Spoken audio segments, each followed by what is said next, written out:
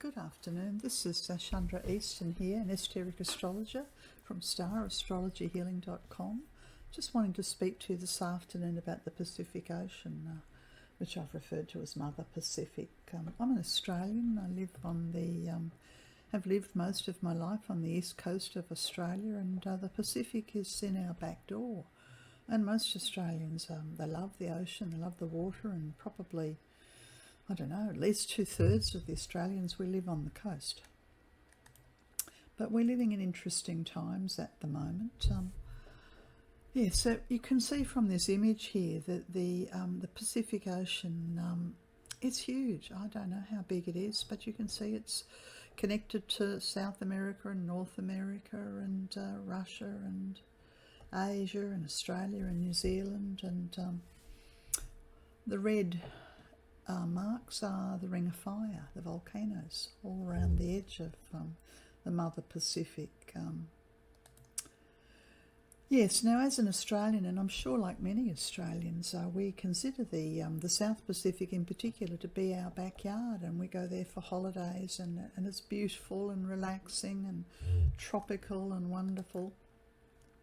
But as a healer, and also with an environmental awareness, I think about the plastics and the toxicity and the environmental degradation in the oceans, and that reminds me that humans have been trashing the planet, and we have the angelic kingdom, the angelic host, and they're situated all around the planet, and they do their very best to bring balance into this world. But the other thing that I think about when I consider the Pacific is the Ring of Fire and the volcanoes, and I've always had a bit of a fascination with volcanoes.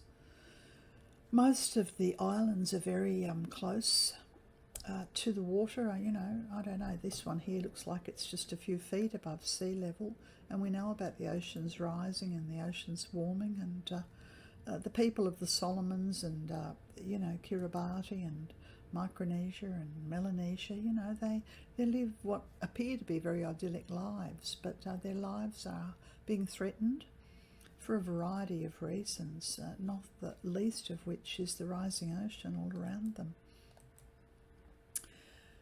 As I showed you on that map, we are connected to New Zealand, and New Zealand, but it's both the North and the South Island that straddle the volcanic ridge, which is the Ring of Fire, so very tectonically, volcanically dangerous and most beautiful part of the world to live in. And of course, over on the other side of the Pacific, off the coast of Chile, we have Easter Island, and the civilization that was there and then just gone in the blink of an eye. And again, I think volcanoes, and I think eruptions, and I don't know how long we've had the Ring of Fire here, but and as an astrologer, when we talk about volcanoes, we must talk about the planet Pluto. And there are many tectonic plates. Here they all are. So here's where I live in Australia, on the Indo-Australian plate, and here's the Pacific plate and the Ring of Fire, all the red dots, the Eurasian plate, North American, South American, the other side of the Eurasian plate, and the African. But it's this Pacific plate which touches upon the Nazca plate and the Cocos plate, and up here through the Aleutian Trench and down through the Japanese islands and around through the Philippines. Here's the Philippines here, and all the way around Indonesia and through New Guinea, which is right on the Ring of Fire, and here through some of the South Pacific islands. It's huge. Okay, so let's just think about the Pacific plate and think about the North Pacific, which with the Hawaiian, they're the hot spots around Hawaii, and the Japanese area which connects to the Eurasian, the Aleutian Trench. That's the North Pacific. The equatorial volcanoes, and these are the most dangerous. And the reason these are the most dangerous is because they have the capacity to impact when they blow. And this is when the pyroclastic volcanoes, the very dangerous ones, explode, like Krakatoa for instance. Then they spew their ash clouds to the northern hemisphere and the southern hemisphere. So in the equatorial volcanoes, we have Indonesia and Philippines, New Guinea, Melanesia and Micronesia, and there's half a dozen earth plates, all seeming to bump and grind and collide in that region. And then on the eastern side of the Pacific, we have Peru and Colombia, just off the coast of the Cocos Plate, also in the very volatile equatorial region. And then down in the South Pacific, well, there are islands out on the east coast off Australia, heading out towards Fiji, and then we have the New Zealand, and the Pacific Plate meets the Indo-Australian Plate. And then on the eastern side, we have Easter Island off the coast of Chile. This is where the Nazca Plate meets the Pacific Plate. There's another image here. There's many I don't know, thousands, hundreds of thousands of islands. Here we have the Mariana Trench, the deepest part of the Pacific Ocean on Earth, the Marshall Islands, New Guinea, the Solomons, Tuvalu, Nauru, Kiribati, the Hawaiian Islands, yeah, and here's the equator going right through. So of course the equator is the region that is very dangerous for tectonic and volcanic activity. I was talking about the Sunda Plate. This is the Eurasian Plate. So we're all around Indonesia here, where is the Ring of Fire going through the Philippines. We have the Malacca Sea Plate, the Banda Sea Plate, the Timor Plate. Australia's south of that. Here's the Australian Plate, the Burmese Plate, and India's up here. So there's a whole lot of activity around the Sunda Plate. This is a bit of a blow-up of the Philippine Islands, where I don't begin to know a great deal about it. I've been fascinated and interested, but the Pacific Plate's moving westwards, whereas the Borneo Plate is moving eastwards. Well, this can't be good, surely. And of course this happens over centuries, decades, maybe a millennium. Yeah, there's another image. But as an astrologer, I whenever I'm thinking about the big changes that are happening on Earth, the Earth's great change, I can't separate it from the volcanic and the earthquake activity. But I'm focusing mainly upon the volcanic activity. And did I mention that volcanoes are associated with the planet Pluto, primarily, and also Vulcan, and the earthquakes are associated with Uranus. And I've just been paying attention in the last few months, just the first 4 months, really we're only a week into April now, of what's been going on. And that's what I wanted to talk to you about. So I'll start by talking about the volcano that went off in Tonga on the 15th of January 2022. Now, of course, we would expect something to happen in this region because it's in the very volatile region of the South Pacific. And this is an image here of the possible tsunami and where it might reach. And of course we've seen this, was it back on Boxing Day in 2004, where we saw the tsunami that spread out from Banda Aceh in Indonesia and touched, I think, 14 countries. So the tsunami's possible movement was quite widespread, all the way up to Japan, across to Hawaii, all around Australia. And we did have certainly very wild weather, and certainly where I'm situated in the northern rivers of New South Wales, we had grey skies, ash from the cloud of the Tongan earthquake. And I was astounded to discover that this Tongan volcano that went off was the largest planetary eruption since 1991. It's 2001, 2011, that's 31 years.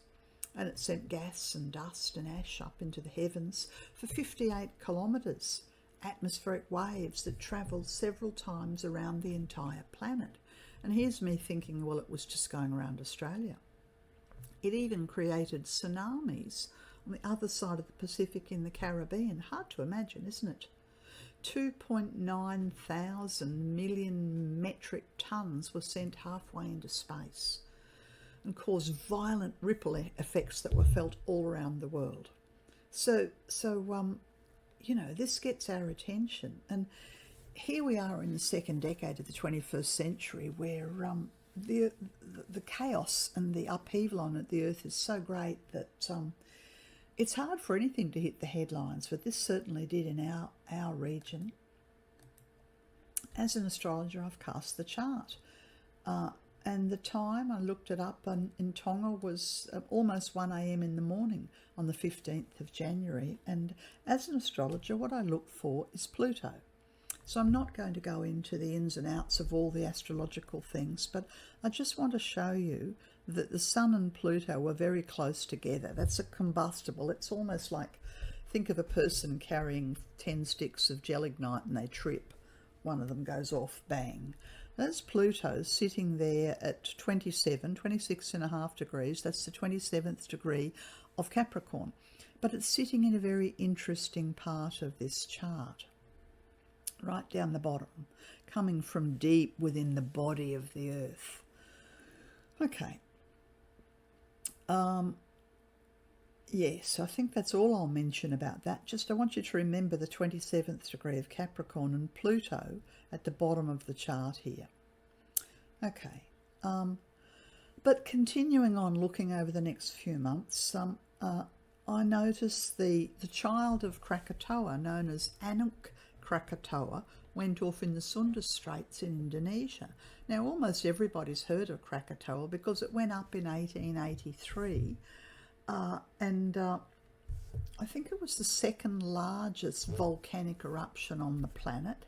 And I believe, if my memory serves me correct, there was a year without a summer, and crops failed. And I think it was 1 or 2 years where the sunlight was impeded by the ash cloud. Yeah, so that's Anak Krakatoa, went up in the Sunda Straits just recently. It started becoming active in October 2021, but it went up again here in 2022. And the reason this one gets my attention is because of the solar eclipse that occurred on Boxing Day 2019, which occurred in that region of Sumatra. And the solar eclipses, and I won't go into that chart, but there is a talk on my website called, what's it called? Planetary something or other. Planetary changes, can't remember. Isn't that terrible? But the point I wanted to make is that the solar eclipses last for 3 years. So this particular solar eclipse that had an epicenter around Sumatra is still running until December 2022. And of course, it's a very volatile area. So we have activity going up there a lot. And this particular Anak Krakatoa erupts regularly. But it's the fact that it's in the region of the last eclipse that got my attention, and that they call it the child of Krakatoa. And Krakatoa has it's got a track record for global destruction. Yes, so here is Anak Krakatoa between the island of Sumatra and Java. The solar eclipse that occurred happened up here between Sumatra and Singapore, very, very close. So this whole region is on a planetary spotlight until December 2022, and you can see that it's see the volcanic ridge here, and this is where the Boxing Day tsunami issued forth from here and spread out to the 14 countries. Okay, so a very volatile part of the world that has got a track record of global destruction and continues to be very active. That just shows you all the volcanoes in Indonesia, and bear in mind that Indonesia is part of the equatorial region that holds some of the biggest pyroclastic volcanoes on the planet that have the capacity to impact life in both hemispheres of our planet, north and southern hemisphere. Here's the chart.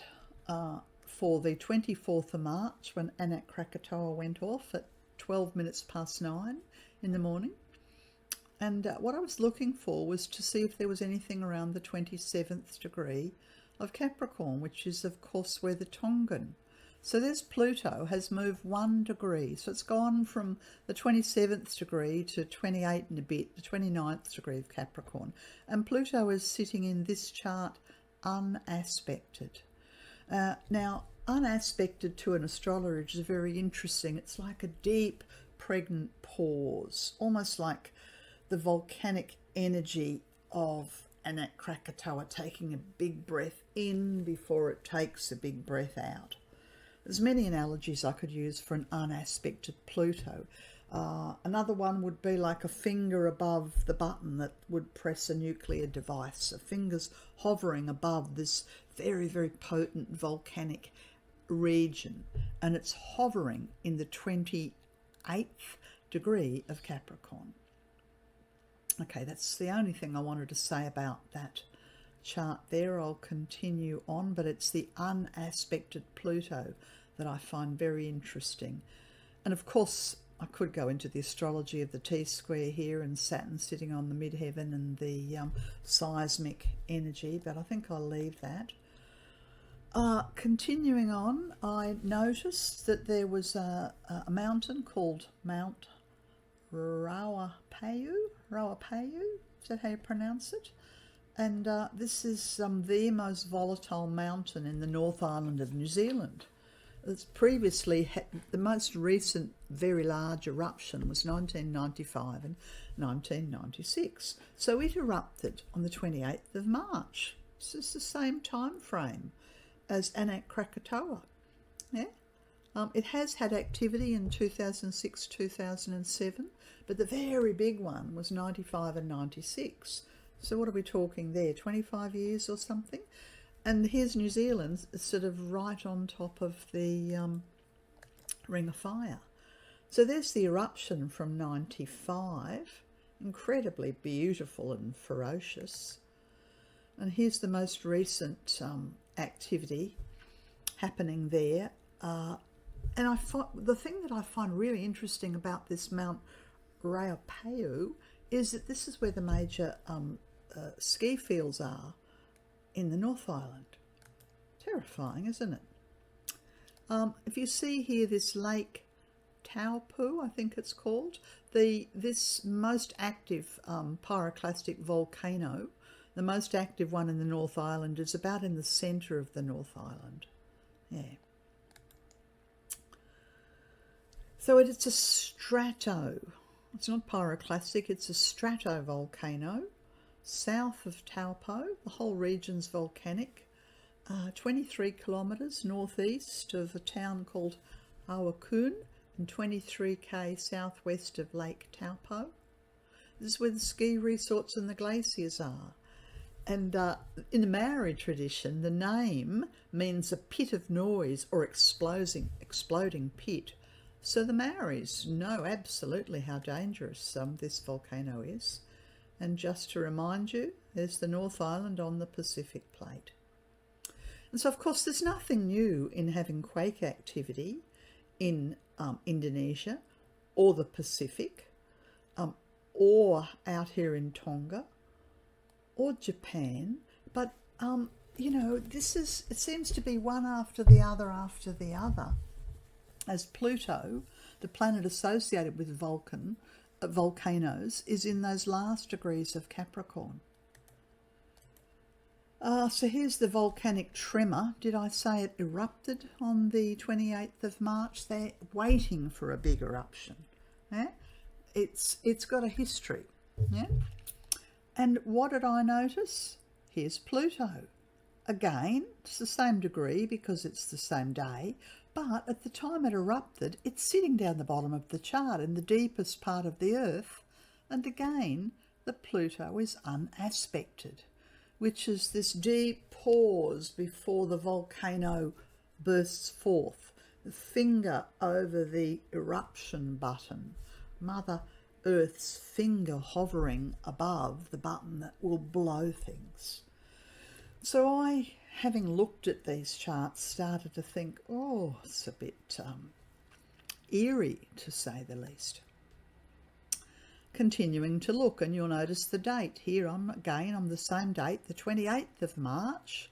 So here we are in Indonesia, in the North Island of New Zealand, and now back up to volcanic islands in the Japanese waters in the Pacific, 700 km south of Tokyo, just north of the Mariana Trench, in a place called the Ogasawara Islands. We've had an undersea volcanic island.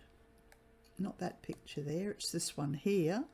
And this one has never ever erupted before. This is the first time this particular volcanic island, whose name I can't remember, has erupted. And about the same time we've had an eruption off the coast of Kyushu from a very active, well-known active volcano. So we've got this simultaneous, it sort of reminds me of firecrackers going off, you know, Japan, Indonesia, South Pacific Islands, New Zealand, bang, bang, bang, bang, Tonga. So the KITA-LOTO volcano was the one that had never erupted before, 700 km south of Tokyo. Yeah, on the 28th of March. And 2 days later, the one that erupts a lot and all the time, Sakurajima volcano off the coast of Kyushu. That's it there. So yeah, we have a bit of a fireworks display and dramatic ones. And I think what really got my attention was the Tongan eruption. You know, the biggest for, what did I say, 31 years.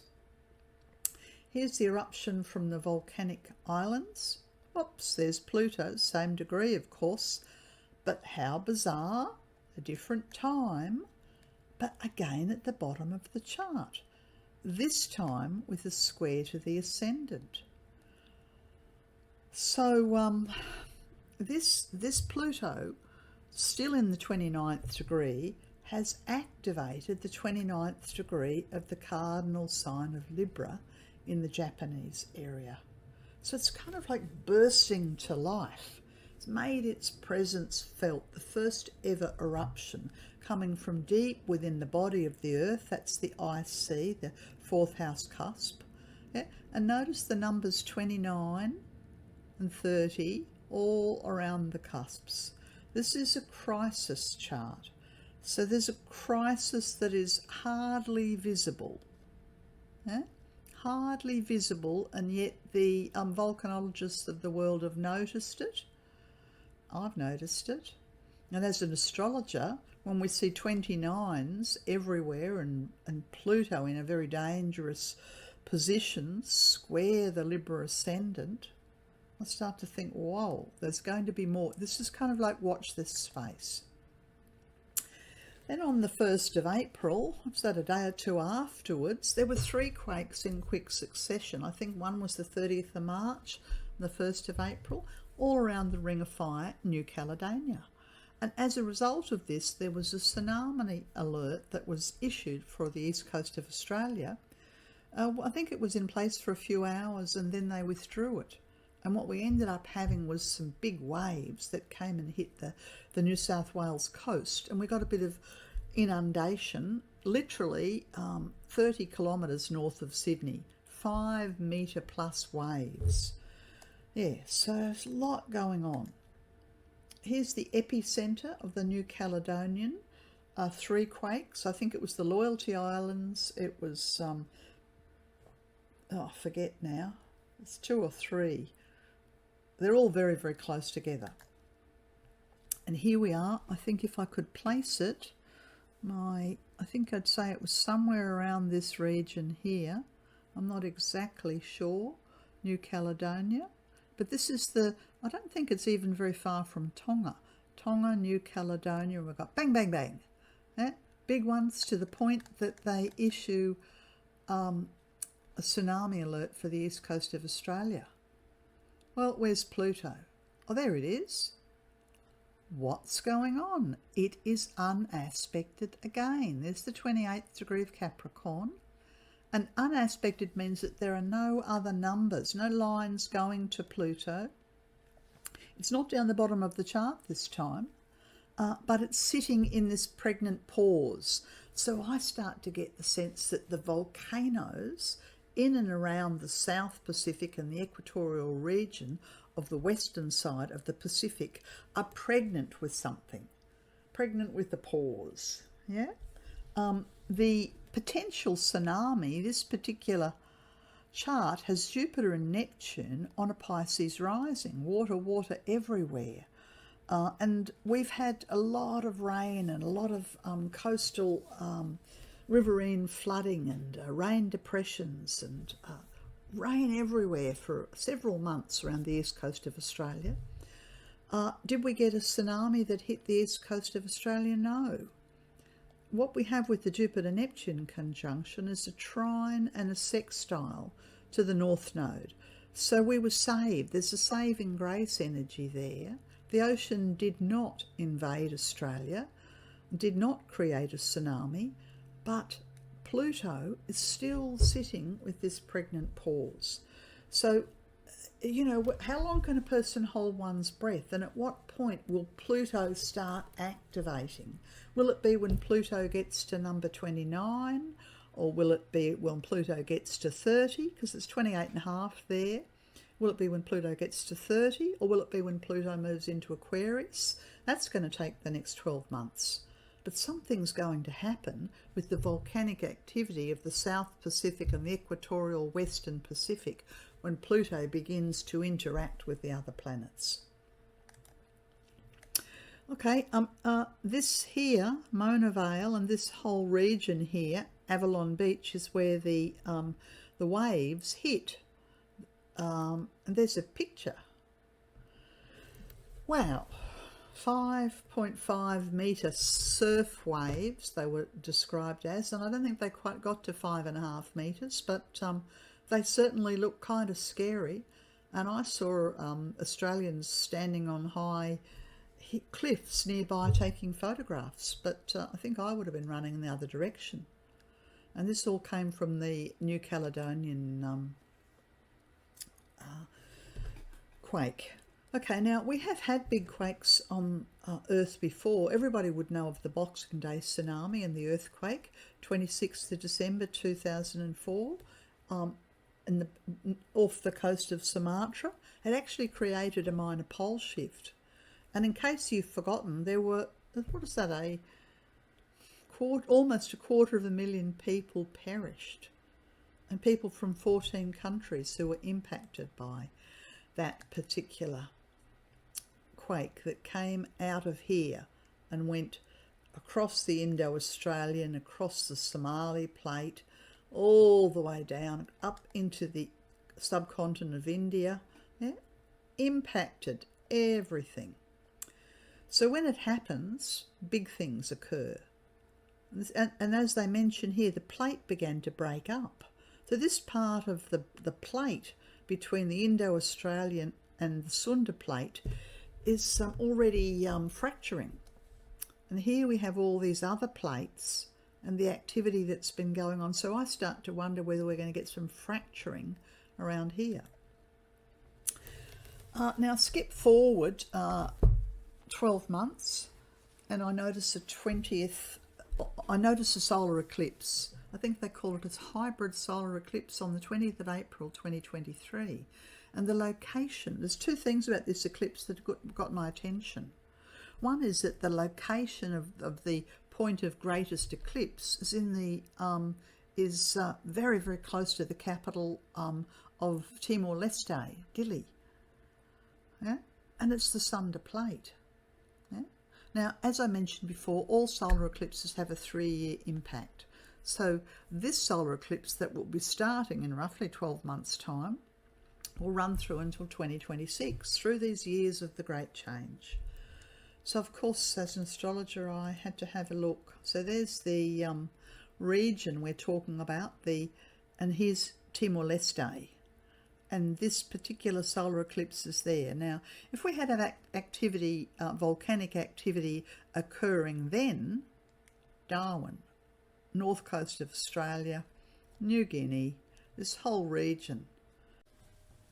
Bearing in mind everything I've said about Pluto and volcanoes and how Pluto was sitting in what looked like a pregnant pause, this chart is very different.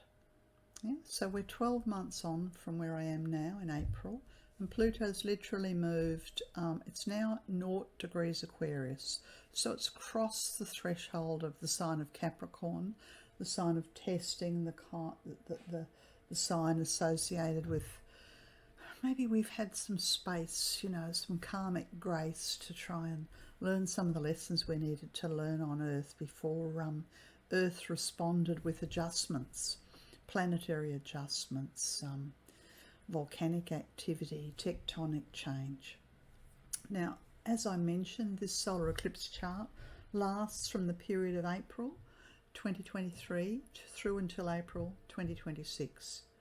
And if you pay attention to the eclipse, here's the eclipse in the 29 degrees and 50 minutes of the sign of Aries.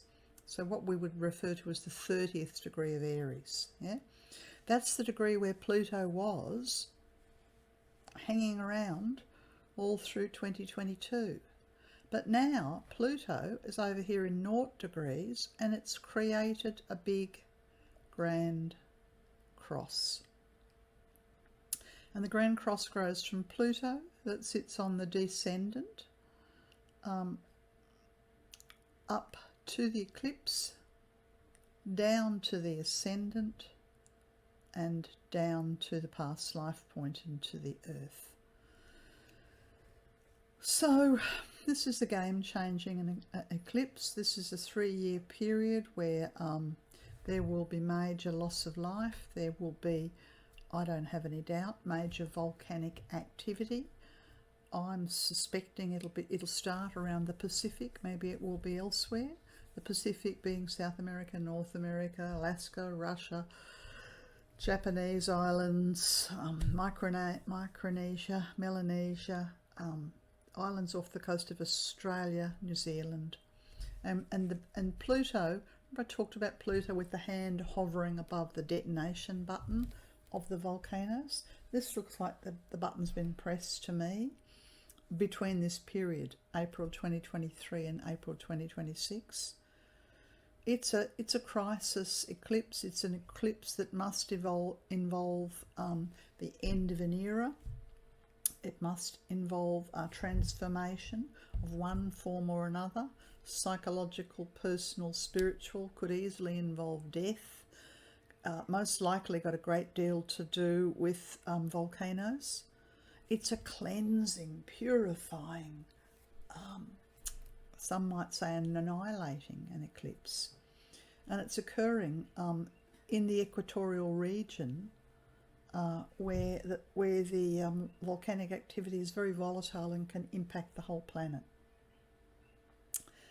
Okay, Vulcan's sitting up there right on top of the eclipse. It's the most important planet. The purpose of the eclipse, I would say, is for a cleansing and a purifying on a spiritual level, a death of the old way of life on Earth, a death of the ego, all of those things. Yeah, it's fairly dramatic awakening of Pluto. Leo rising, the purpose of this eclipse for humanity is to open the heart. Yeah, to blast us out of our complacency. The complacency is connected to this 4th degree of Scorpio, where the past life point is. Yes, very, very dramatic. And this time, Neptune is unaspected. What does that mean? Well, if the volcanoes on Earth go off in a more dramatic fashion than they are at the moment, then what happens to the oceans of the Earth? Because all of a sudden the water, that's Neptune in Pisces, and the oceans of the Earth, they're now in a pregnant pause. What does that mean? Will it rain for 100 days? Will there be floods? Will there be coastal inundation? Will there be drought in some areas? Will there be massive fear? Neptune's sitting unaspected now, and Pluto's become very active. Extremely interesting swap between Pluto and Neptune. Okay, take that eclipse and zero in on the part of the planet where the eclipse is occurring. This is Timor-Leste. For some reason my program's given, here's the eclipse, the sun and the moon. It's got it through Indonesia slightly to the left, but what I wanted to show you was where the Pluto line, you may not be able to see it, that's the Pluto line there, crosses the eclipse line. And this is just west of the Philippines and north of Borneo. Yeah, I don't know, is that the South China Sea there? I think it might be. Yeah, so this region here seems to be very much in focus with the eclipse. Anyway, this is food for thought. We are living through the great change. Life on Earth is dramatic and unceasingly changing, and we all feel as if we're standing on the edge of a precipice. Please remember that the purpose of this great cleansing and change on Earth is to wake people up and so that we can collectively awaken the heart and evolve. And we'll do this by caring for the animals, caring for the planet, caring for each other. Yes, the Earth's great change is all around us and ongoing. Ways to deal with this information: don't get terrified, just move away from the coast. Don't live on the coast of any continent, it's not safe. Find ways of being self-sufficient. Find ways of connecting in and, you know, having your own water, growing your own food, being less reliant upon the banks, trading, all of those kinds of things. Finding like-minded community. I should have put here disengaging from the old structures. I don't expect governments to save us as community, and it's the outreach of humanity to other humans that will be our salvation during this time, and most of all prayer. This has been Chandra Easton here, speaking to you about the changes in the Mother Pacific. I will post on my website a guided meditation called the Mother Pacific meditation, and you're welcome to search for that. Maybe not just yet, but soon. And of course you can look to my website, Star Astrology.